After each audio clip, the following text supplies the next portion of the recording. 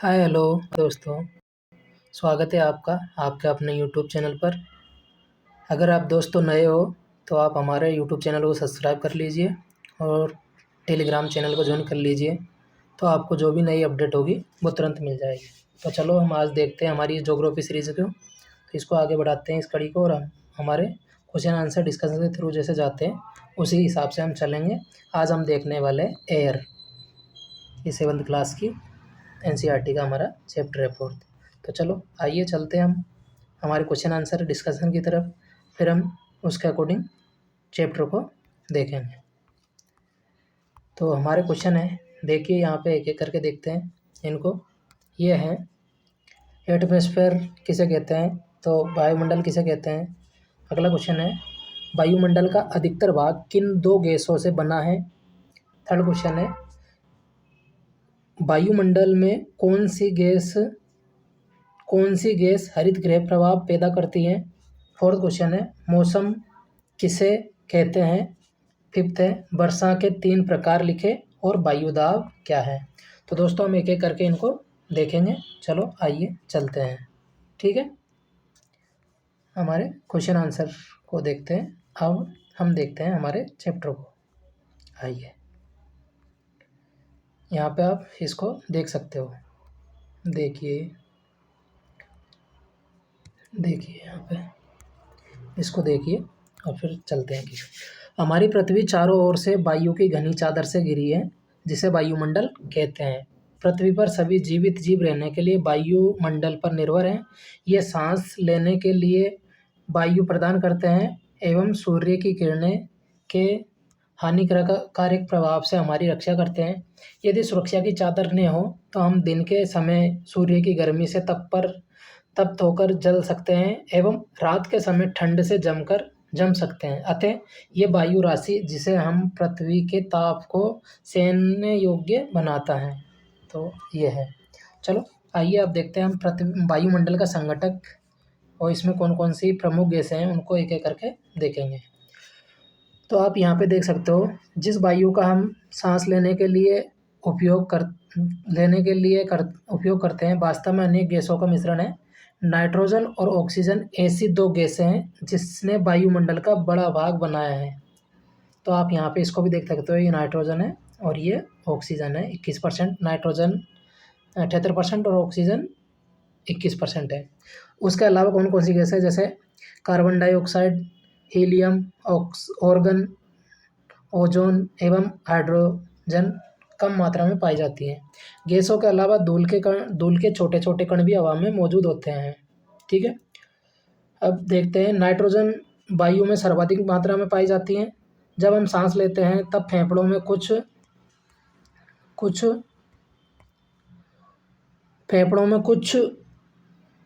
Nitrogen भी ले जाते हैं और फिर उसे बाहर निकाल देते हैं, परंतु पौधों को अपने जीवन के लिए नाइट्रोजन की आवश्यकता होती है, ठीक है।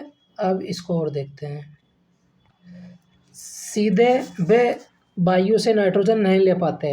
मृदा तथा कुछ पौधों की जड़ों में रहने वाले जीवाणु वायु से नाइट्रोजन लेकर इसका स्वरूप बदलते हैं, जिससे पौधे इसका उपयोग कर सकते हैं। ऑक्सीजन वायु में प्रचुर मात्रा में मिलने वाली दूसरी गैस है। मनुष्य एवं पशु सांस लेने में ऑक्सीजन प्राप्त करते हैं। हरे पादप प्रकाश संश्लेषण द्वारा ऑक्सीजन उत्पन्न करते हैं। इस प्रकार वायु में ऑक्सीजन की मात्रा समान बनी रहती है। यदि हम वृक्ष काटते हैं तो यह संतुलन बिगड़ जाएगा। कार्बन डाइऑक्साइड अन्य महत्वपूर्ण गैस हैं। हरे पादप अपने भोजन के रूप में कार्बन डाइऑक्साइड का प्रयोग करते हैं और ऑक्सीजन वापस देते हैं। मनुष्य और पशु कार्बन डाइऑक्साइड बाहर निकालते हैं। मनुष्य तथा पशुओं द्वारा बाहर छोड़ी जाने वाली वायु कार्बन डाइऑक्साइड की मात्रा पादपों द्वारा प्रयोग की जाने वाली गैस के बराबर होती है, जिससे यह संतुलन बना रहता है, बैलेंस बना रहता है। परंतु यह संतुलन कोयला एवं खनिज तेल आदि ईंधनों के जलाने से बिगड़ जाता है। वे वायुमंडल में प्रति वर्ष करोड़ों टन कार्बन डाइऑक्साइड की बढ़ोतरी करते हैं। परिणाम स्वरूप कार्बन डाइऑक्साइड का बढ़ता हुआ आयतन पृथ्वी पर मौसम तथा जलवायु को प्रभावित करता है। तो आप इसको यहाँ पे भी देख सकते हो, ये इसको कार्बन डाइऑक्साइड वगैरह इसको ग्लोबल वार्मिंग वगैरह कैसे इफेक्ट पैदा करती है, इसको भी हम एक एक करके देखते हैं। आप यहाँ पे इसको देख सकते हो। कार्बन डाइऑक्साइड वायुमंडल में फैलकर पृथ्वी की विकृत ऊष्मा को पृथ्वी पर रोककर ग्रीन हाउस प्रभाव पैदा करती हैं, इसलिए इसे ग्रीन हाउस गैस भी कहते हैं। किसको? कार्बन डाइऑक्साइड को ग्रीन हाउस गैस भी कहते हैं। और इसके अभाव में धरती इतनी ठंडी हो जाती है कि इस पर रहना असंभव होता है। किंतु जब कारखानों एवं कार के धुएं से वायुमंडल में इसका स्तर बढ़ता है, तब इस ऊष्मा के द्वारा पृथ्वी का तापमान बढ़ता है। इसे भूमंडलीय तापन या ग्लोबल वार्मिंग कहते हैं। तापमान में इस वृद्धि के कारण पृथ्वी के सबसे ठंडे प्रदेश में जमी हुई बर्फ पिघलती है, जिससे परिणाम स्वरूप समुद्र के स्तर में वृद्धि होती है, सी लेवल में, जिससे तटीय क्षेत्रों में बाढ़ आ जाती है। दीर्घ अवधि में इसके कारण जलवायु में अत्यधिक परिवर्तन हो सकता है, जिसके फलस्वरूप कुछ पौधे एवं पशु लुप्त हो सकते हैं ग्लोबल वार्मिंग के कारण। अब हम देखते हैं आगे, इसको भी देख लेते हैं कि वायु किस दिशा से किस दिशा में गमन करती है। तो जब वायु गर्म होती हैं तो फैलती हैं और हल्की होकर ऊपर उठती हैं। ठंडी वायु सघन और भारी होती हैं, इसलिए इसमें नीचे रहने की प्रवृत्ति होती है। लेकिन गर्म वायु के ऊपर उठने पर आसपास के क्षेत्र में ठंडी वायु रिक्त स्थान को भरने के लिए वहाँ आ जाती हैं। इस प्रकार वायु चक्र चलता रहता है। तो आप इसको देख सकते हो। जैसे सपोज करो ये कोई डायग्राम है, यहाँ पे हॉट एयर है, ठीक है, यहाँ पे कोल्ड एयर है और ये एयर साइकिल है, ठीक है। तो यहाँ पे हॉट एयर, यहाँ पे कोल्ड एयर। तो ये साइकिल ऐसे चलती रहती है, ऐसे ऐसे ऐसे ऐसे चलती रहती है, ठीक है। तो ऐसे ये साइकिल चलती रहती है, इसलिए इसको वायु चक्र कहते हैं। चलो अब आगे देखते हैं वायुमंडल के संघटक कौन कौन से हैं, इसको एक एक करके देखेंगे। आप इस संघटक को यहाँ पे देख भी सकते हो, आपको यहाँ पे ये दिख भी रहा होगा, ये इसका संघटक है, इसको आप यहाँ पे देख भी सकते हो। चलो आइए हम एक एक करके देखते हैं। वायु की संरचना हमारे वायुमंडल 5 परतों में विभाजित है, जो पृथ्वी की सतह से आरंभ होती हैं, जिसको क्षोभमंडल, समताप मंडल, मध्य मंडल, ब्राह्मंडल और बहिर्मंडल के रूप में जाने जाते हैं। अब हम देखते हैं पहले क्षोभमंडल को, एक एक करके इन मंडलों को देखते हैं। क्षोभमंडल, ये परत वायुमंडल की सबसे महत्वपूर्ण परत है। इसकी मोटाई लगभग 13 किलोमीटर है। हम इसी मंडल में मौजूद वायु में सांस लेते हैं और मौसम की लगभग सभी घटनाएं जैसे वर्षा, कोहरा, ओलावृष्टि, वर्षण इसी परत के अंदर होती हैं। दूसरा है समताप मंडल।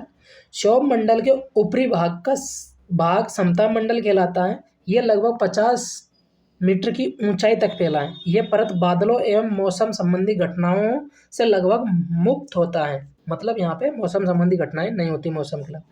इसके फलस्वरूप यहाँ की परिस्थितियाँ हवाई जहाज उड़ाने के लिए आदर्श होती हैं। समताप मंडल की एक महत्वपूर्ण विशेषता यह है कि इसमें ओजोन गैस की परत भी होती हैं। यह सूर्य से आने वाली हानिकारक गैसों से हमारी रक्षा करती हैं। अगला है मध्यमंडल। मध्यमंडल ये वायुमंडल की तीसरी परत है। ये समताप मंडल के ठीक ऊपर होती हैं। ये लगभग 80 किलोमीटर की ऊंचाई पर तक फैली होती हैं तथा अंतरिक्ष में प्रवेश करने वाले उल्कापिंड इस परत में आकर जल जाते हैं। अब देखते हैं ब्राह्मंडल। यह है ब्राह्मंडल। वायुमंडल में बढ़ती ऊंचाई के साथ तापमान अत्यधिक तीव्रता से बढ़ता है। आयन मंडल इस परत का एक भाग है। ये 800 से 400 किलोमीटर तक फैली है। इसके अंतर्गत रेडियो संचार के लिए इस परत का उपयोग होता है। वास्तव में पृथ्वी से प्रसारित रेडियो तरंगें इस परत द्वारा पुनः पृथ्वी पर परावर्तित कर दी जाती हैं। अगली है हमारी बहिर्मंडल। बहिर्मंडल वायुमंडल की सबसे ऊपरी परत को बहिर्मंडल के नाम से जाना जाता है। ये वायुमंडल की पतली परत होती हैं और इसमें हल्की गैस हीलियम और हाइड्रोजन की यहाँ से अंतरिक्ष में तैरती रहती है, ठीक है। अब देखते हैं ये आयनमंडल, इसको मैंने दिखाई दिया, आप दोबारा इसको देख सकते हो यहाँ पे कि शिवमंडल है। शिवमंडल में माउंट एवरेस्ट वगैरह यहीं पाए जाते हैं। समताप मंडल जिसमें ओजोन परत है और हवाई जहाज वगैरह यहीं होते हैं और मौसम की घटनाएं ये शिवमंडल में होती हैं। दूसरा है मध्यमंडल। तीसरा है वायुमंडल, यहाँ पे रेडियो संचार वगैरह ये होता है और वायुमंडल ये हीलियम वगैरह गैस तैरती रहती है अंतरिक्ष में यहाँ पे। अब देखते हैं मौसम एवं जलवायु। ठीक है, मौसम एवं जलवायु। क्या आज दिन साफ होगा, धूप निकलेगी? हम कभी कभी भी क्रिकेट प्रेमियों को ये भी, इनको मुंह से ये भी सुनते हैं एक दिवसीय मैच के भविष्य में अनुमान लगाते हुए कि यदि हम कल्पना करें कि हमारा शरीर एक रेडियो है और मस्तिष्क उसके स्पीकर, तो मौसम वह है जो इसके नियंत्रण बटनों में छेड़छाड़ करता है। मौसम वायुमंडल की दिन, प्रत्येक घंटे तथा दिन प्रतिदिन की स्थिति होती है। ठीक है, आर्द्र आर्द्र एवं गर्म मौसम को भी बिना आर्द्र एवं गर्म मौसम किसी को भी चिड़चिड़ा बना सकता है। अच्छा हवादार मौसम हमें आनंद देता है और हमें घूमने की योजना भी बना सकते हैं। मौसम नाटकीय रूप से प्रतिदिन बदलता रहता है, किंतु दीर्घकाल में किंतु दीर्घकाल में किंतु दीर्घकाल में किसी स्थान का औसत मौसम उस स्थान की जलवायु को बताता है। ठीक है, अब देखते हैं तापमान। आप प्रतिदिन जिस तापमान का अनुभव करते हैं वह वायुमंडल का तापमान होता है। वायु में मौजूद ताप एवं शीतलता के परिणाम को तापमान कहते हैं। वायुमंडल का तापमान केवल दिन और रात में ही नहीं बदलता, बल्कि ऋतुओं के अनुसार भी इसमें बदलाव होता रहता है। जैसे शीत ऋतु की अपेक्षा ग्रीष्म ऋतु ज़्यादा गर्म होती हैं, मतलब सर्दी की अपेक्षा गर्मी ज़्यादा गर्म होती है। आपतन या आपतन यह एक महत्वपूर्ण कारक है जो तापमान के वितरण को प्रभावित करता है। सूर्य से आने वाली वह ऊर्जा जिससे पृथ्वी रोक लेती है उसे आतपन या आपतन कहते हैं। आतपन सूर्य तप की मात्रा भूमध्य रेखा से ध्रुवों की ओर घटती जाती है, इसलिए तापमान उसी प्रकार घटता जाता है। ठीक है, अब यहाँ पे देखो आप, क्या आप समझ गए होंगे कि ध्रुवों पर जो बर्फ से क्यों ढके होते हैं। यदि पृथ्वी का तापमान अत्यधिक बढ़ जाता है तो यह इतनी गर्म हो जाएगी कि यहाँ कुछ फसलें नहीं उग सकेगी। गांव की अपेक्षा नगरों का तापमान बहुत अधिक होता है। दिन के समय एस्फाल्ट से बनी सड़क एवं धातु और कंक्रीट से बने भवन गर्म हो जाते हैं और रात के समय इनमें से ऊष्मा मुक्त हो जाती है। नगर के भीड़ वाले ऊंचे भवन गर्म वायु को रोक लेते हैं, जिससे नगरों का तापमान बढ़ जाता है।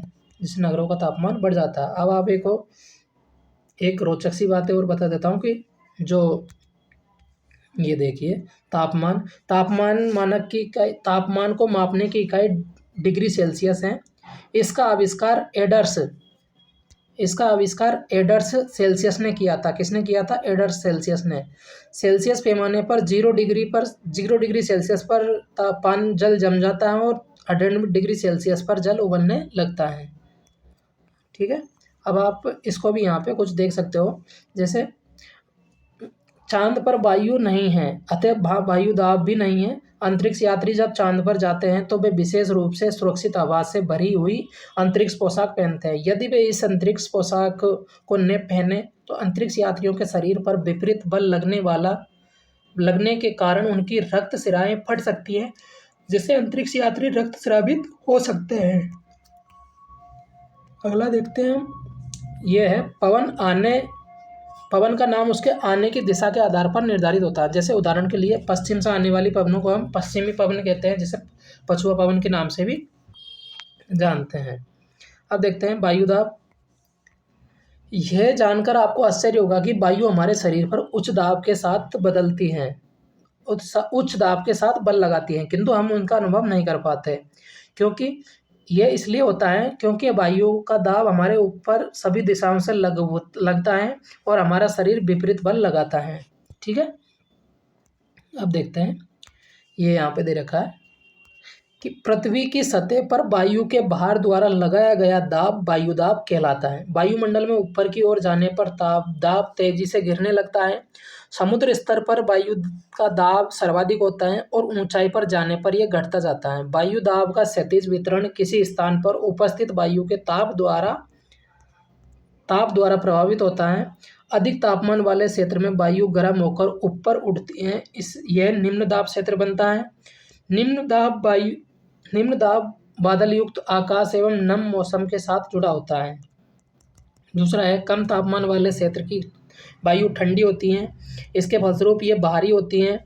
भारी वायु निमज्जित होकर उच्च दाब क्षेत्र बनाती हैं। उच्च दाब के कारण मौसम स्पष्ट और स्वच्छ आकाश होता है।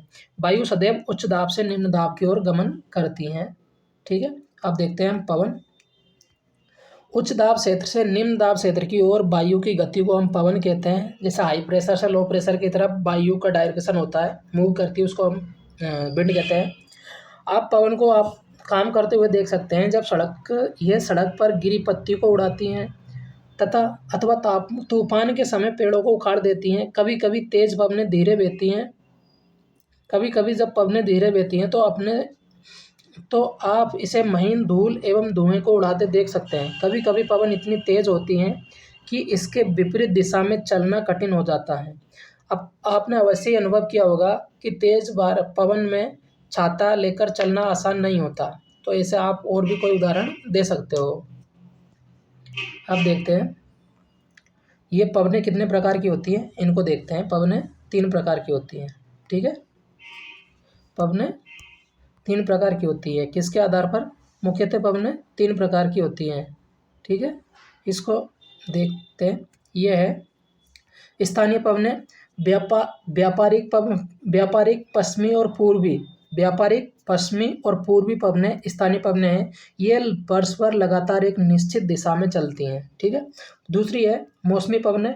ये पवनें विभिन्न ऋतुओं में अपनी दिशा बदलती रहती हैं। एग्जाम्पल के लिए भारत में मानसूनी पवनें। तीसरा है स्थानीय पवनें। यह पवनें किसी छोटे क्षेत्र में वर्ष भर या दिन के किसी विशेष समय में चलती हैं। उदाहरण के लिए स्थल एवं समुद्र समीर।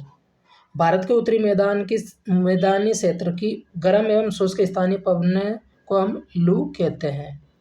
तो आप इनको भी देख सकते हो। और आप यहाँ पे इसको भी देख सकते हो, जैसे जो वायुदाब होता है, वो प्रमुख वायुदाब पेटियाँ वो किधर से किधर वायु गमन करती हैं, इसको भी आप यहाँ पे एक एक करके देख सकते हो। इसको देख सकते हो। जैसे भूमंडलीय निम्न दाब, भूमध्य सागरीय निम्न दाब, इसको डोलड्रम के नाम से भी जाना जाता है।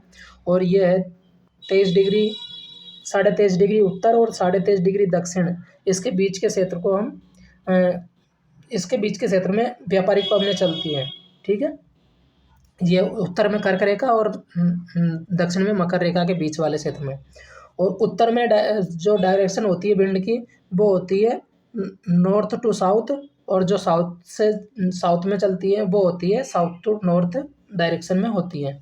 ऐसे ही इधर जो अपन 30 से 35 डिग्री के आसपास जाएंगे अक्षांशों पर, तब वहाँ पे पछुआ पवन चलती है, तो वो पश्चिम से पूरब की ओर चलती है, इसलिए उनको पश्चिम से स्टार्ट होती है चलना, इसलिए उनको पछुआ पवन के नाम से भी बोलते हैं। ऐसे व्यापारिक पवन को हम पूर्वी पवन के नाम से भी जानते हैं, क्योंकि ये पूरब से चलना स्टार्ट करती है, इसलिए इनको पूर्वी पवन के नाम से भी जाने जाते हैं। ऐसे ही जो ध्रुवीय पवनें हैं वो ध्रुवों की ओर से चलती हैं, इसलिए इनको ध्रुवीय पूर्वी पवनों के नाम से जानते हैं। ठीक है, अब आगे देखते हैं। आगे है आर्द्रता। जब जल पृथ्वी एवं विभिन्न जलाशयों से वाष्पित होता है तो ये जलवाष्प बनता है। वायु में किसी भी समय जलवाष्प की मात्रा को आर्द्रता कहते हैं। जब वायु में किसी भी समय जलवाष्प की मात्रा मौजूद होती है उसको हम आर्द्रता कहते हैं। जब वायु में जलवाष्प की मात्रा अत्यधिक होती है तो उसे हम आर्द्र दिन कहते हैं। जैसे जैसे वायु गर्म होती जाती है, इसकी जलवाष्प धारण करने की क्षमता बढ़ती जाती है और इस प्रकार ये और अधिक आर्द्र हो जाती है। आर्द्र दिनों में कपड़े सूखने में काफ़ी समय लगता है और हमारे शरीर से पसीना आसानी से नहीं सूखता और हम असहज महसूस करते हैं, चिड़चिड़ापन महसूस करते हैं। जलवाष्प ऊपर उठता है तो यह ठंडा होना शुरू हो जाता है। जलवाष्प संघनित होकर ठंडा होकर जल की बूंदें बनाता है। बादल इन्हीं बूंदों का एक समूह होता है। जब जल की ये बूंदें इतनी भारी होती हैं कि वायु में तैर न सके तो ये बर्षण के रूप में नीचे आती हैं। ठीक है, आकाश में उड़ते हुए जेट हवाई जहाज अपने पीछे धुआं पथ चिन्ह छोड़ते हैं। इनके इंजनों से निकली नमी संघनित हो जाती हैं। वायु के गतिमान न रहने की स्थिति में ये संघनित नमी कुछ देर तक पथ के रूप में दिखाई देती है। पृथ्वी के पृथ्वी के पर जल के रूप में गिरने वाली वर्षा कहलाती हैं। ज़्यादातर भौमजल वर्षा जल से ही प्राप्त होता है। पौधे जल संरक्षण में मदद करते हैं। जब पहाड़ियाँ पार्श्व से पेड़ काटे जाते हैं, वर्षा जल अनवरत पहाड़ों से नीचे बहता है एवं निचले इलाकों में बाढ़ का कारण बनता है। क्रियाविधि के आधार पर वर्षा के 3 प्रकार हैं: संवहनी वर्षा, पर्वतीय वर्षा और चक्रवाती वर्षा। तो आप इनको यहाँ पे देख भी सकते हो। जैसे ये है संवहनी वर्षा, जो भूमध्य रेखा के आसपास होती है, ठीक है, संवहनी वर्षा। दूसरी है पर्वतीय वर्षा, इसको आप यहाँ पे देख सकते हो। ये पर्वतीय वर्षा जो पर्वतों के सहारे ऊपर उठती है और फिर वर्षा करती है पर्वतों ढालों से। दूसरी है चक्रवाती वर्षा, जो चक्रवात के कारण वर्षा होती है। गर्म और ठंडी वायु मिलने पर जो चक्रवाती वर्षा होती है उसको चक्रवाती वर्षा के नाम से जानते हैं। दूसरा ये एक केस अध्ययन और है, ये है चक्रवात के रूप में जो प्राकृतिक आवेश है, जो भारत के पूर्वी समुद्री तटों पर उड़ीसा में बंगाल की खाड़ी से उठने वाले चक्रवातों का खतरा बना रहता था। और 17-18 अक्टूबर 1999 को राज्य के 5 जिलों में चक्रवात आया था और 29 अक्टूबर 1999 को एक महाचक्रवात आया था, जिसने राज्य में तबाही मचा दी थी। पवन का वेग बहुत तेज था और इन्होंने इस चक्रवात ने सभी जैसे ट्रांसपोर्टेशन सिस्टम को बाधित कर दिया, औद्योगिक सिस्टम को बाधित कर दिया। तो इस तरह से रेडियो वगैरह ये सब तरह के सिस्टम को इन्होंने बाधित कर दिया था। अब हमारे क्वेश्चनों को देखते हैं, ठीक है। अब हम हमारे क्वेश्चनों को देखते हैं, आइए एक एक करके। और वर्षण के रूप भी देख सकते हो। वर्षण के रूप हिमवृष्टि और ओलावृष्टि, इनको वर्षण के रूप होते हैं। अब एक एक करके हम क्वेश्चनों को देखते हैं, आइए। वायुमंडल क्या है? तो हमारी पृथ्वी चारों ओर से वायु की घनी चादर से घिरी हुई होती है, उसको हम वायुमंडल कहते हैं। वायुमंडल का अधिकतर भाग किन 2 गैसों से बना हुआ? तो आपको पता है नाइट्रोजन 78% है और ऑक्सीजन 21%। तो इन दोनों ही गैसों से मिलकर वायुमंडल का अधिकतर भाग बना हुआ है। अब देखते हैं ये वायुमंडल में कौन सी गैस हरित गृह प्रभाव पैदा करती है? तो कार्बन डाइऑक्साइड गैस हरित गृह प्रभाव पैदा करती है। क्यों? क्योंकि कार्बन डाइऑक्साइड वायुमंडल में फैलकर पृथ्वी से विकिरित ऊष्मा को पृथ्वी पर रोककर ग्रीन हाउस प्रभाव पैदा करती है, इसलिए इसको हम ग्रीन हाउस गैस के नाम से भी जानते हैं। मौसम किसे कहते हैं? तो मौसम वायुमंडल की प्रत्येक घंटे तथा दिन प्रतिदिन की स्थिति को हम मौसम के नाम से जानते हैं। वर्षा के 3 प्रकार बताइए। तो मैंने आपको बताया है, संवहनी वर्षा, पर्वतीय वर्षा और चक्रवाती वर्षा। वायुदाब किसे कहते हैं? तो वायुदाब किसे कहते हैं? पृथ्वी की सतह पर वायु के भार द्वारा लगाया गया दाब को वायुदाब कहते हैं, ठीक है। अब हम इन क्वेश्चनों को भी देखते हैं एक एक करके। तो हमारा फर्स्ट क्वेश्चन है, निम्नलिखित में से कौन सी गैस हमें सूर्य की हानिकारक किरणों से बचाती हैं? तो कार्बन डाइऑक्साइड है, जो हमने बताया आपको, जो ग्रीन हाउस गैस प्रभाव पैदा करती है। वायुमंडल की सबसे महत्वपूर्ण परत कौन सी है? तो सबसे महत्वपूर्ण परत आपको पता है शिवमंडल है, जिसमें वर्षा होती है, कोहरा होता है, बादल छाते हैं, ये सब चीज़ें इसमें। वायुमंडल की निम्न परतों में से कौन सी बादल विहीन परत है, जिसमें बादल होते ही नहीं है? तो समताप मंडल है। वायुमंडल की परतों में जब हम ऊपर जाते हैं तब वायुदाब क्या होता है? ऊपर जाते हैं तब वायुदाब घटता है, ठीक है। जब वृष्टि तरल रूप में पृथ्वी पर आती हैं उसे हम वर्षा कहते हैं, ठीक है। अब आगे इनको भी देखते हैं, जो मैचिंग के क्वेश्चन है इनको भी देखते हैं। व्यापारिक पवनें स्थानीय पवनें होती हैं, ठीक है। और लू किसे कहते हैं? लू स्थानीय पवनें होती हैं, व्यापारिक पवनें स्थायी पवनें होती हैं। मानसून किसे कहते हैं? मानसून मौसमी पवनें होती हैं। और पवन क्षैतिज दिशा को पवन की क्षैतिज गति को पवन कहते हैं, ठीक है। तो ये था दोस्तों हमारा आज का लेसन। मैं उम्मीद करता हूँ कि आप लोग इससे लाभ उठाएंगे और इसको लाइक, शेयर और अपने दोस्तों के साथ सब्सक्राइब करेंगे। तो दोस्तों अगर आपको इसकी PDF चाहिए तो आप इसके डिस्क्रिप्शन में टेलीग्राम का लिंक है, उसको ज्वाइन कर लीजिए, तो वहाँ से आपको PDF मिल जाएगी। और अगर आपको कोई भी दिक्कत हो इससे रिलेटेड तो हमें आप कुछ पूछ सकते हो। तब तक के लिए जय हिंद दोस्तों, मिलते हैं हम किसी नई वीडियो में नए टॉपिक के साथ नए अंदाज में। जय हिंद दोस्तों, धन्यवाद बहुत बहुत।